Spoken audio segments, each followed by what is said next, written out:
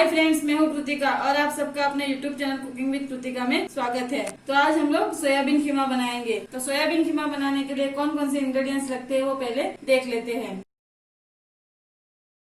तो सोयाबीन खीमा बनाने के लिए मैंने 1 कप सोयाबीन लिए है, 2 फाइनली चॉप किए हुए ऑनियन लिए है, 1 कैप्सिकम लिया है जिसको मैंने छोटे पीसेस में काट लिया है, 4 चम्मच जितना ऑयल लिया है, 2 टमाटर लिए है जिसकी मैंने प्यूरी बना ली है और 1 कप वाटर लिया है, 1 चम्मच जिंजर गार्लिक पेस्ट लिया है, थोड़े से धनिया के पत्ते लिए है, 2 हरी मिर्च ली है जिसको मैंने छोटे पीसेस में काट लिया है और खड़े मसालों में मैंने लिया है 2 दालचीनी के टुकड़े, 2-3 लौंग, 3-4 काली मिर्च और हाफ चम्मच जीरा लिया है। और मसालों में मैंने लिया है हाफ चम्मच रेड चिली पाउडर, हाफ चम्मच गरम मसाला पाउडर, 1 चम्मच कोरिएंडर पाउडर, हाफ चम्मच Kashmiri red chilli powder, half चम्मच नमक आप अपने स्वाद के अनुसार कम या ज्यादा ऐड कर सकते हो और हाफ चम्मच हल्दी पाउडर लिया है। तो अभी सोयाबीन खीमा बनाना स्टार्ट करते हैं। सबसे पहले सोयाबीन में गर्म पानी ऐड करके उसको 15 मिनट तक सोक कर लेते हैं।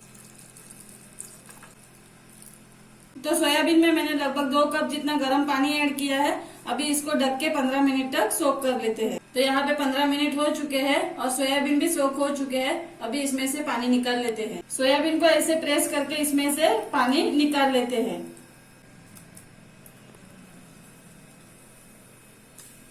मैंने सभी सोयाबीन में से पानी निकाल लिया है। अभी इसको मिक्सर के जार में ऐड करके ग्राइंड कर लेते हैं। तो किए हुए सोयाबीन को मैंने मिक्सर के जार में ऐड कर लिया है। अभी इसको ग्राइंड कर लेते हैं। तो सोयाबीन को मैंने ग्राइंड कर लिया है। अभी खीमा बनाना स्टार्ट करते हैं। तो यहाँ पे खीमा बनाने के लिए मैंने पैन को गर्म कर लिया है। अभी इसमें 4 चम्मच ऑयल ऐड कर देते हैं।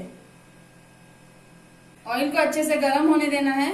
यहाँ पे ऑयल गर्म हो चुका है। अभी इसमें खड़े मसाले ऐड कर देते हैं। हरी मिर्च ऐड कर देते हैं और 1 चम्मच जिंजर गार्लिक पेस्ट ऐड कर देते हैं और अच्छे से मिक्स कर लेते हैं। अभी इसमें कटे हुए ऑनियन ऐड कर देते हैं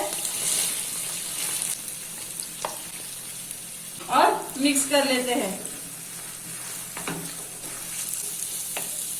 अभी इसको अच्छे से मिक्स कर लिया है। अभी इसमें कटे हुए कैप्सिकम ऐड कर देते हैं और मिक्स कर लेते हैं। अभी इसको मीडियम फ्लेम पे 4 से 5 मिनट तक कुक कर लेते हैं। कुक करते टाइम इसको बीच बीच में चेक करते रहना है। तो यहाँ पे लगभग 5 मिनट हो चुके हैं और हमारे ऑनियन भी फ्राई हो चुके हैं और कैप्सिकम भी फ्राई हो चुके हैं। अभी गैस की फ्लेम को लो कर देते हैं और एक एक करके सभी मसाले ऐड कर देते हैं। हाफ चम्मच जितना रेड चिली पाउडर ऐड कर देते हैं, हाफ चम्मच Kashmiri red chilli powder add कर देते हैं, हाफ चम्मच हल्दी पाउडर ऐड कर देते हैं और 1 चम्मच धनिया पाउडर ऐड कर देते हैं और सभी मसाले अच्छे से मिक्स कर लेते हैं।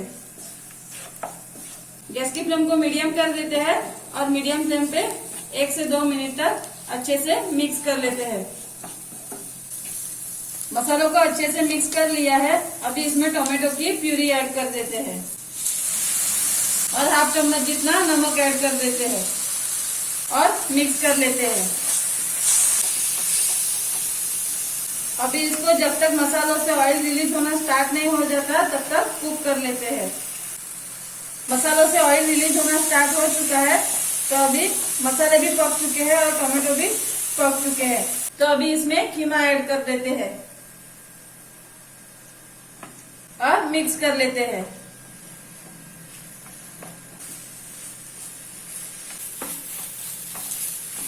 अभी इसको अच्छे से मिक्स कर लिया है। अभी इसको लो फ्लेम पे 3 मिनट तक कुक कर लेते हैं। तो यहाँ पे 3 मिनट हो चुके हैं।